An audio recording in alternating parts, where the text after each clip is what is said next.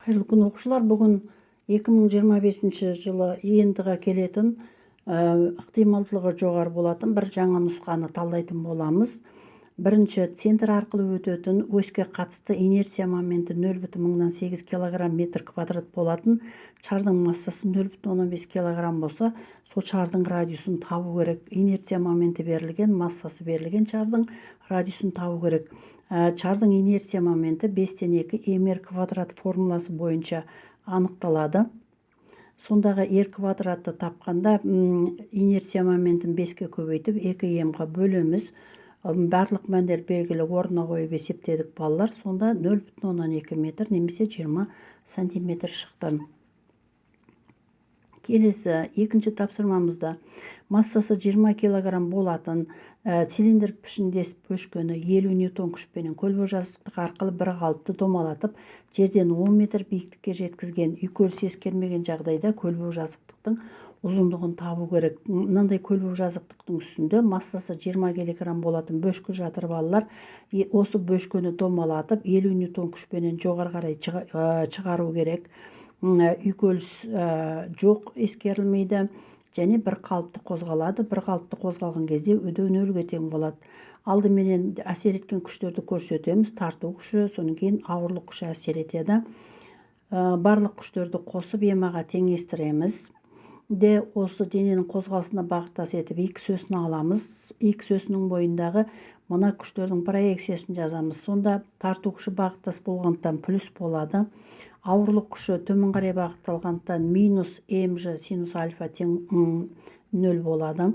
Осыдан тарту күшіміз mg синус альфаны қарсы жатқан катеттің гипотенузаға қатынасы h бөлінген l деп жаздық та, бөлімінде тұрған елді mg h бөлінген еппенен өрнектедік.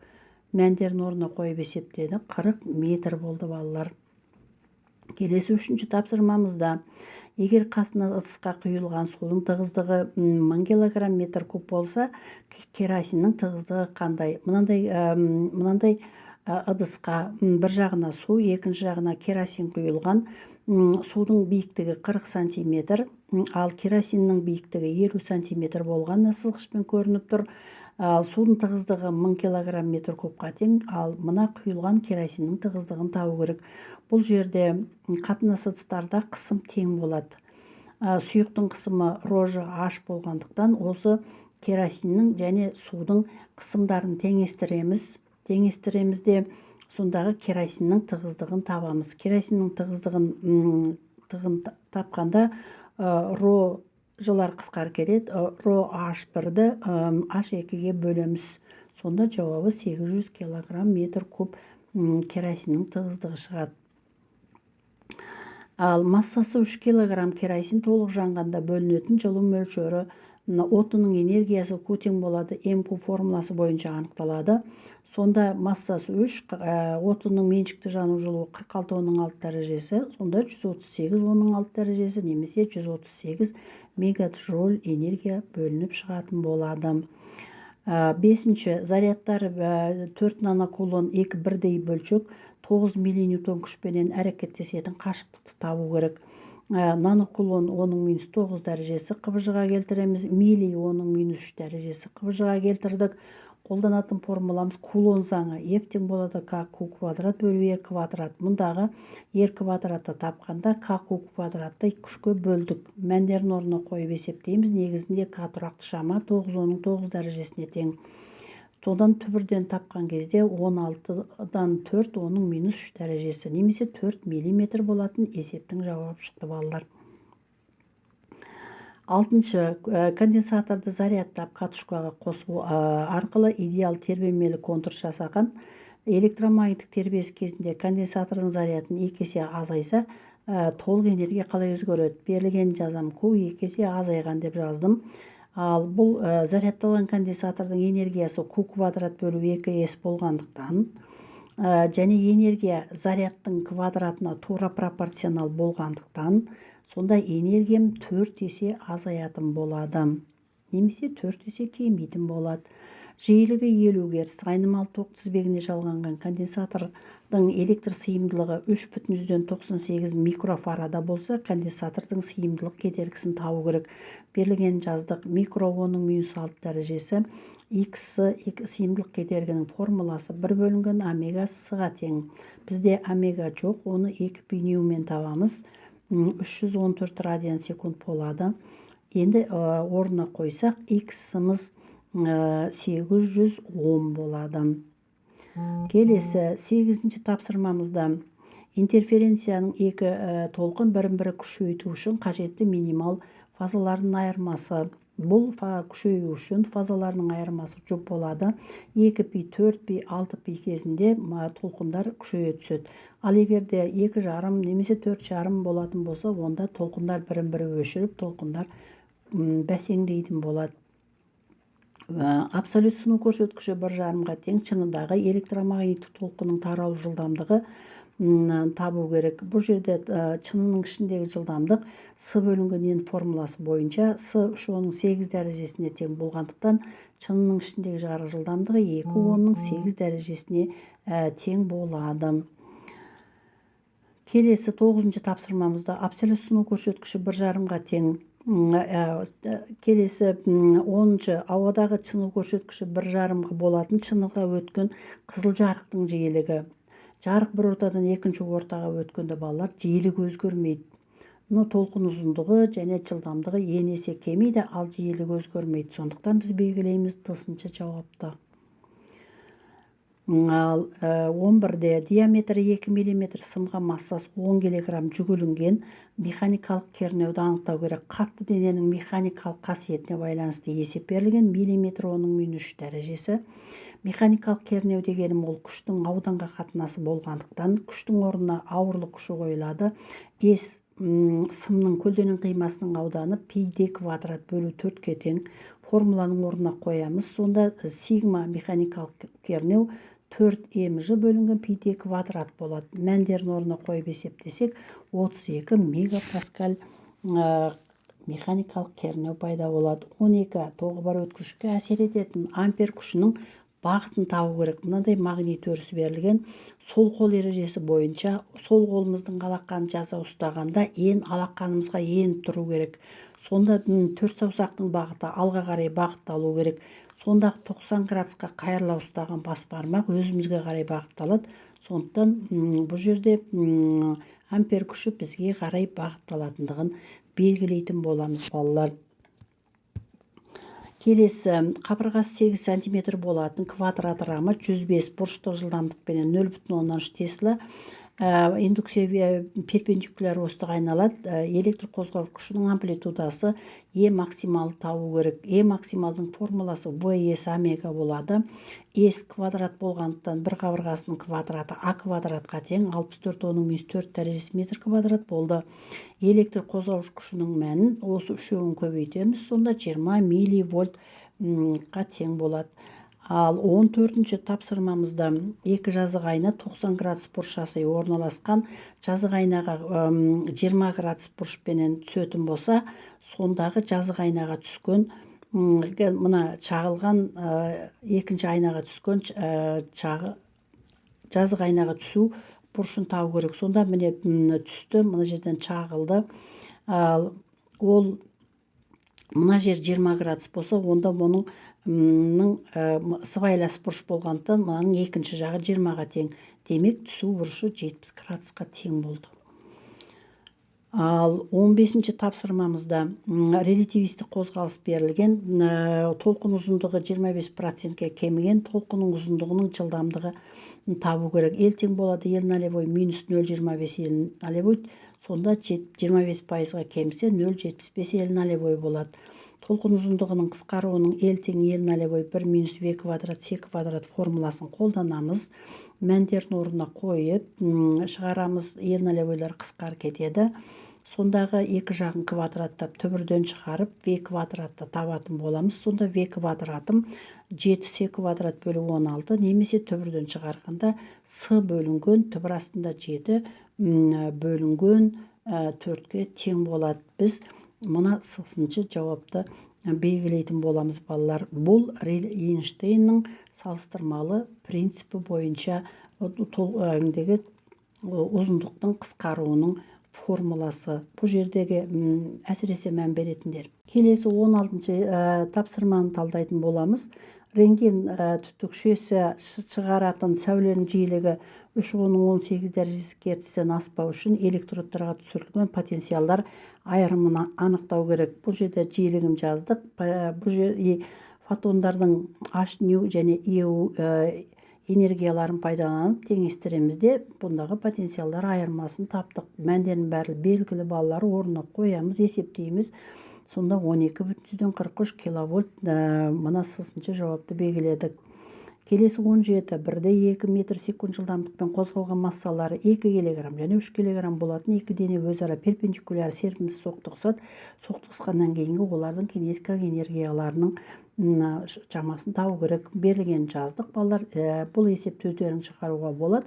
Импульсының сақталу заңын қолдануға болады, немесе энергияның сақталу заңын қолдануға болады. Соқтығысқанға дейінгі және соқтығысқаннан кейінгі энергияларын пайдаланамыз. 18-ші тапсырмада қабырғалары 40 см, 25 см тік төртбұрыш пішінді өткізгішті рама индуктивтілігі 0,15 Тесла болған, оның амплитудасы 0,8 вольт электр қозғауыш күші пайда болған, соның омега меншікті жиілігін табу керек. Формула E максимал тең болады VS омега. Есеп жеңіл балалар, мына омеганы табамыз, немесе E максималды VS-ке бөлеміз. Келесі 19-ші тапсырмамызда екі интерференциялық толқынның фазаларының айырмасы 3 бөлінген 2 болса, олардың минимал жол айырмасы менен интерференцияның нәтижесін табу керек. Бұл есепті әртүрлі жолмен де шығаруға болады, логика арқылы да шығаруға болады. Мысалы, міне толқын ұзындығы бүтін лямбда болған кезде оның фазасы 2 пиға тең болады. Фагіндегі лямбда болғанда оның 2 пиға тең болады. Енді біз оның толқын ұзындығы қандай болғанда оның фазасы 3 бөлінген 2-ке тең болатындығын табайық. Пропорцияны шешсек, 3 бөлінген 2-ні лямбдаға көбейтіп 2 пиға бөлеміз. Сонда 4/3 лямбда. Бұл деген сөз толық бір толқын ұзындығына толмағандықтан толқындар әлсірейтін болады. Бүтін толқынға тең болса, онда толқындар күшейеді. Ал келесі 20-да радиоактивті изотоптың активтілігі 15 тәулікте 4 есе кеміген, жартылай ыдырау периодын табу керек. Берілген Т тең болады 5 тәулік, 4 есе кеміген дегенде қалған атомдардың саны бастапқысынан 4 есе кеміген, жартылай ыдырау периодын табу керек. Қолданатын формула радиоактивті ыдырау заңы N тең болады N0 бөлінген 2-ның Т дәрежесі. N-нің орнына N0 бөлінген 4-ті қойдық. Алымдар қысқарып кетеді, бөлімдерін теңестіреміз. Сонда жартылай ыдырау периоды 5 бөлінген 2 немесе 2,5 тәулікті белгіледік балалар. Енді ары қарай контекстік тапсырманы талдайық. 21-де мынандай автобустың қозғалысының қозғалысындегі графигі берілген. Бұл графикте мына жерде өдемелі қозғалған жерде бір қалыпты, қайтадан өдемелі бір қалыпты. Соның кейін автобус тоқтауға айналып бара жатыр. Мына жерде кеммелі қозғалыс жасаған балалар. Енді осы график бойынша біз автобустың екі аялдаманың арасын жүріп өткен мына уақытты таптық. Міне бұл жерде 160 секунд қозғалыпты. Ал екінші автобустың екі аялдаманың арасын бір қалыпты қозғалған кездегі жалпы уақыты, бір қалыпты қозғалған мына аралық және мына аралықта бір қалыпты қозғалған, мына аралықты тапқанда 60-тан 20-ны алсақ 40 секунд, ал екінші мына аралықты тапсақ 100-ден 80-ді алсақ 20 секундта, барлығы 60 секундта бір қалыпты қозғалыс жасаған. Автобустың жылдамдығы менен өдеудің бағыты болғандағы өдеудің ең үлкен болатын табу керек. Мына екі жерде өдемелі қозғалған, соның қай жерінде өдеу көп екендігін анықтадық. Бірінші жағдайда 0,15 метр секунд квадрат, ал мына екінші жағдайда 0,25 метр секунд квадрат. Демек, мына аралықта ең үлкен өдеу менен бағыттас қозғалыс жасаған. автобус кеммелі қозғалғандағы жүрген жолы. Міне автобус мына аралықта кеммелі қозғалыс жасаған. Сондағы S1 менен соңғы S1 менен мына S2-ні табу керек. Формуласы S1 тең болады V квадрат минус V нолевой квадрат бөлінген 2A формуласы бойынша A1 өдеуді тауып алдық. Сонда 200 метр жол жүреді екен. Екіншінің өдеуі минус 0,125 метр секунд квадрат болған. Сонда S2-нің жүрген жолы 100 метр. Демек, мына кеммелі қозғалысқа 300 метр жол жүрген екен. Екі аялдаманың арасындағы қашықтық. Екі аялдаманың арасындағы бүкіл қашықтықты табу үшін біз S1, S2, S3, S4, S5, S6-лардың барлығын қосамыз балалар. Мен жеке-жеке тауып көрсетіп қойдым. S1-іміз 100 метр, S2-іміз бір қалыпты 400 метр, S3-іміз үдемелі 250 метр, S4 әгіндегі 300 метр. Олай болатын болса, барлығын қоссақ 1350 метр жол жүреді екен. Келесі 26-шы бірнеше жауаптары бар. Тапсырмаларды орындаймыз балалар. Массасы 2 килограмм жүктің әсерінен 4 сантиметрге ұзарған серпе беріліпті. Егер осы серпені 2 сантиметрден 12 сантиметрге созу үшін қанша жұмыс атқару керек? Берілгенін жаздық балалар. Қолданатын формула mg тең болады k дельта x формуласы бойынша осы серпенің қатаңдығын тауып аламыз. Ол 500 ньютон бөлінген метрге тең болды. Енді пружинаны 2 сантиметрден 12 сантиметрге созған кездегі серпімдік күшінің жұмысы А тең болады К x2-нің квадратынан x1-нің квадратына алып 2-ке бөлетінбіз. Мәндерін орнына қойып есептейміз. 0,35 джоуль. Екі жауапты белгілейміз. Келесі 27-де изохоралық процесс қыздыру кезінде 5 килоджоуль жылу мөлшерін береді. Жұмысты және ішкі энергияны табамыз. Изохоралық процесс кезінде жұмыс 0-ге тең болады. Ал ішкі энергиямыз жылу мөлшері 5 килоджоульға тең болады. 28-де индуктивтілігі 12 миллигенри катушкаға ток күші 0,105 секунд ішінде 0,5 амперге өзгереді. Пайда болған өздік индукцияны электр қозғаушы күшін табу керек. L тең болады 12 милли деген оның минус 3 дәрежесі. Ал эпсилон тең болады. Электромагниттік индукция заңы бойынша эпсилон тең болады минус дельта F-тің дельта T-ға қатынасы. Енді магнит ағынын L дельта E формуласын қоямыз да мәндерін орнына қойып есептейміз. Сонда 1,2 вольт немесе оны 0,10 мыңнан 12 киловольт деп те жазуға болады. Сол сияқты келесі 29-шы тапсырмамызда әткеншекте тербелген баланың тепе-теңдік нүктесінен ең жоғарғы көтерілу биіктігі 80 сантиметр. Баланың ең үлкен жылдамдығын табу керек. 80 сантиметріміз қыбыжыға келтірсек 0,8 метр болады балалар. Қолданатын формуламыз H тең болады V квадрат бөлу 2G. V квадратты тапқанда 2G-ны H-қа көбейтеміз де, және одан түбір табамыз. G 10-ға тең, сонда түбірдің астында 16 болады. 16-тан 4 метр секунд шықты. Осыны бірнеше жауапты таба білу керек. 4 метр секундты 400 сантиметр бөлу секунд деп те жазуға болады. Ал километр сағатқа айландыратын болсақ, мына 4-ті 3600-ге көбейтіп, 1000-ға бөлеміз балалар. Керісінше, сонда 14,4 километр сағат болатын. Қайсы мына С және F жауаптарын белгілейтін боламыз. Бұл жерде ескере кететін жай балалар, біз есептің барлығын қыбыжыға келтіріп шығарамыз. Сантиметріміз санти 10-ның минус 2 дәрежесі болғандықтан 0,8 метр деп жаздық. Не болмаса, мына жерде 4 метрді 400 сантиметр деп те жазуға болады.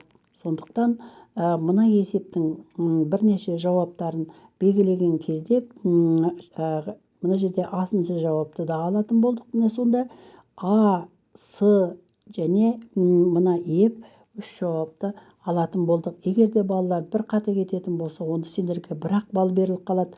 Ал екеуін де белгілеп 2 қате жіберетін болсаңдар, онда мына дұрыс жауаптарың ескерілмей 0 балл болып қалады. Келесі 30-шы тапсырма. Тербемелік контур сыйымдылығы 170 микрофарады, конденсатор мен индуктивтілігі 6 миллигенри катушкадан тұрады. Тербес жиілігі менен конденсатордағы электр тербесінің периодын табу керек балалар. С тең болады 170 микро, оның минус 6 дәрежесі, милли, оның минус 3 дәрежесі. КБЖ-ға келтірдік. Енді қолданатын формуламыз Томсон формуласы. Т тең 2 пи түбір астында Л-сы. Бұл электр тербесінің периоды болып табылады балалар. Мәндерін орнына қоямыз. Пидің мәні 3,14, сонда 6,28 болады. Түбірдің астына орнына қойдық, және түбірден шығарамыз. Соның кейін балалар естерінде болсын, оның минус 9 дәрежесінен түбір шығарылмайды. Дәреже жұп болу керек, сондықтан біз 1020-ны 102, оның минус 8 дәрежесі деп жаздық. Сонда 102-ден жұқшамменен 10 шығады, оның минус 4 дәрежесі. Көбейте келе 6,13, оның минус 3 дәрежесі, немесе 6,13 миллисекунд жауаптар шықты. Ал жиілікті тапқанда 1-ді т-ға бөлеміз, немесе 1-ді 6,13, оның минус 3 дәрежесіне бөлсем 158,7 герц шықты. Сонда біз мына С және Д-сыншы жауаптарды белгіледік. Келесі 31-де су бетінен 5 метр тереңдікте денеге әсер ететін қысымды табу керек. Сұйықтың қысымы анықтау керек. Енді сырттан атмосфералық қысым, ол оның 5 дәрежесі паскаль қысым әсер етіп тұр екен. Енді судың тереңдігі 5 метр болған, сыртқы қысым 100 килопаскаль, судың тығыздығы берілген, сондағы жалпы қысымды табу керек. Жалпы қысымды тапқанда біз судың қысымы менен атмосфералық қысымды қосатын боламыз. Сонда судың қысымы ρ(H) формуласы бойынша судың тығыздығы 1000-ға тең, Ж 10-ға тең, тереңдік 5-ке тең. Сонда 50.000 немесе 50 килопаскаль. Сыртқы қысым 100 килопаскаль, судың қысымы 50 килопаскаль. Сонда жалпы Дальтон заңы бойынша қысымдарды қосамыз, сонда 150 килопаскаль қысым әсер етіп тұр екен балалар. 32-ші тапсырмамызда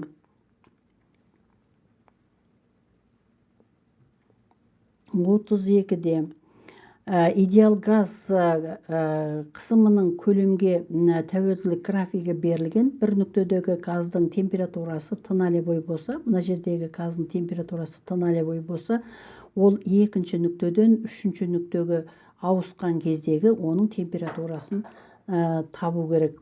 Енді бұл есепті Менделеев-Клайпейрон теңдеуі бойынша шығаруға да болады, не болмаса бірден логикаға сүйене отырып та шығаруға болады. Міне қарасаңдар балалар, газ бір күйден екінші күйге өткенде қысымы 2-ден 6-ға, немесе қысымы 3 есе артыпты. Қысымы 3 есе артқан.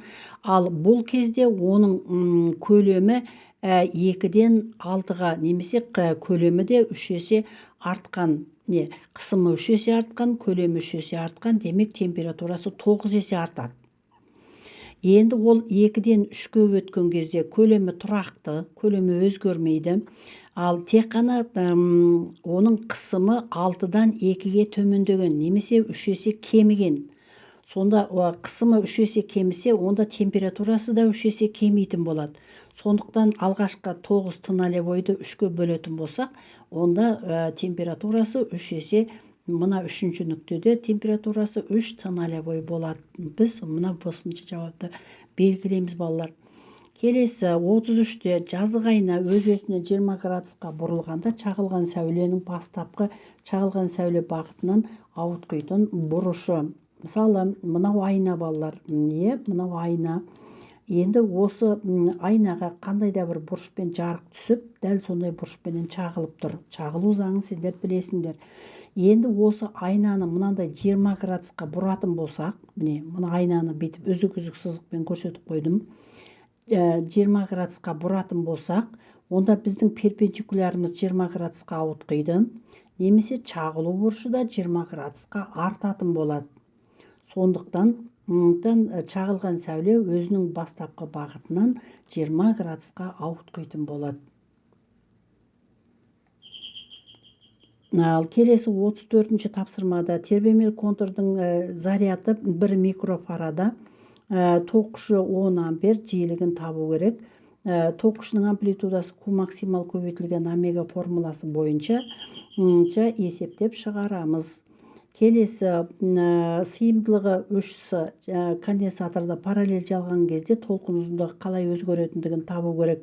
С1 тең болады С, ал С2 3 С. Енді осыларды параллель жалған кезде толқын ұзындығы қалай өзгереді? Лямбда 1-дің лямбда 2-ге қатынасын табамыз.